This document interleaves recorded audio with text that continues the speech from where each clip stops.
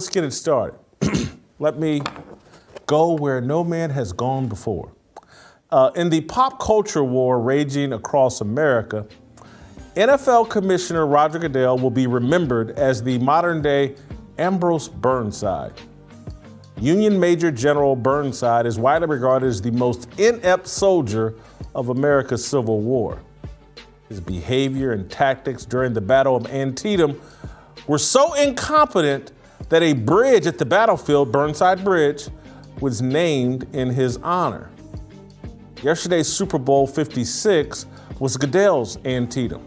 Rebel forces bullied Goodell into turning television's largest platform and sports' greatest meritocracy into a showcase for the left's tokenism and quota system that is cleverly branded as diversity, inclusion, and equity.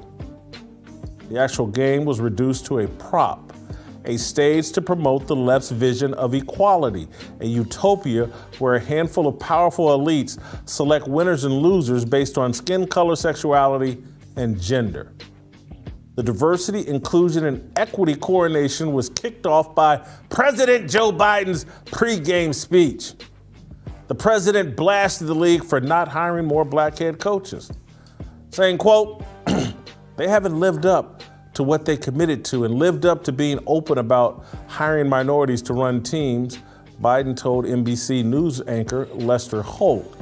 The whole idea that a league that is made up of so many athletes of color as well as so diverse that there's not enough African Americans qualified coaches to manage these NFL teams, it just seems to me that it's a standard that they'd want to live up to. It's not a requirement of law, but it's a requirement that I think of just some generic decency. Generic decency. What a weird choice of words. To me, that sounds like generic charity. But Biden's calling it generic decency. Like that's the mandate. Generic decency. So Biden got the ball rolling. Goodell and NBC took it from there. Approximately 30 minutes before kickoff, singers Mary Mary performed the so-called Black National Anthem in the parking lot of SoFi Stadium. Minutes later, tennis legend and LGBT icon Billie Jean King entered the on-field festivities. She narrated a video about Title IX and inclusion. She then did the pregame coin toss. Before Sunday, I was unaware of any connection between Billie Jean King and professional football. Greeting King for the coin toss was the game's lead referee, Ron Torbort, the third black referee to oversee a Super Bowl. After the coin toss, a mixed-race singer, Jhené Aiko, performed America the Beautiful. Aiko was followed by black female country music singer, Mickey Guyton, whose claim to fame is a George Floyd-inspired song. Aiko and Guyton are not household names. No one is going to compare them to Whitney Houston. We were then introduced to NBC's two female sideline reporters, the great Michelle Tafoya and Catherine Tappan. So far, by my calculation and estimation, Tafoya is the only person I feel confident was there based on merit. Everyone else feels like an agenda, including The Rock. And The Rock's little stupid, whatever that was, Michael Buffer impersonation. He's out on the field right before kickoff. Both teams are out on the field, and The Rock is out there shouting and hyping up both teams. Oh, and then the Pepsi halftime show put the exclamation point on the diversity, inclusion, and equity agenda. Let me be clear. I enjoyed the halftime show. I grew up listening to rappers Dr. Dre, Snoop, Eminem, 50 Cent, and soul singer Mary J. Blige. But gangster rappers are not appropriate for Super Bowl halftime. Gangster rap, whether you like it or not, is lyrical pornography. It's to be ingested in the privacy of your headphones. Dr. Dre is Hugh Hefner. Snoop is Johnny the Wad Holmes. Eminem is Ron the Hedgehog Jeremy. 50 Cent, well, he's 250 Cent now.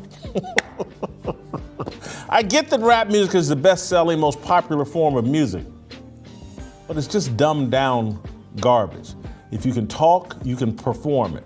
Popularity does not signify greatness. In this era, it signifies perversion. Porn is the most popular form of movie making. Should we now give porn Oscars?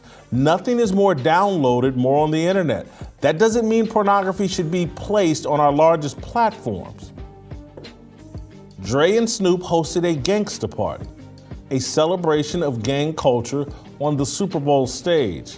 It was billed as the mainstreaming of black culture. Do white people claim Hugh Hefner, Johnny the Wild Holmes, and Ron the Hedgehog Jeremy as beacons of white culture? They're the kings of movie making. Their movies, their pornography is the most accessed, downloaded thing, in America. Super Bowl 56 is what Roger Goodell's leadership has wrought. Off the field, the NFL is adhering to a script dictated by the diversity, inclusion, and equity gods. The league is adding female coaches to every staff. It is pushing out established referees to make room for women and black men. Soon, it will adopt new measures to further pressure ownership to hire black head coaches. General Goodell keeps saying diversity, inclusion, and equity are the league's highest priorities. It's a deadly script that will erode the integrity of the game. The erosion is happening on the field. 7 straight NFL playoff games were decided by 3 points or less or in overtime. NBC called it the Super 7. Football fans are growing more and more concerned with the suspect officiating that made it all happen. Rigged is the adjective of choice over super. The Bengals led by 4 points late in Sunday's Super Bowl. The Rams drove 71 yards and then stalled at the Cincinnati 8-yard line. On third down, Los Angeles quarterback Matt Stafford threw incomplete to Cooper Kupp. The refs bailed out the Rams by ignoring a false start penalty on 3 LA linemen and calling Cincy linebacker Logan Wilson for defensive holding. The non-call and call changed the ending of the game. The Rams now had first and goal at the Cincinnati 4. The refs put Los Angeles in position to win the game. The Rams took advantage. See, when you embrace a script off the field, eventually you have to embrace a script on the field. When you bite the poisonous fruit, the whole garden is corrupted. Under General Goodell's leadership, the NFL has rejected the values that made it the strongest force in popular culture. Football is now in the business of manipulating and controlling outcomes off the field. A handful of powerful elites ignore merit and decide who officiates, who tosses the coin, who sings, and who reports on the games. It sounds harmless and inconsequential. It's the Goodell bridge to chaos and racial division. Merit has been replaced by agenda. Suspect officiating and close scores will not mask the decline in competition and performance forever.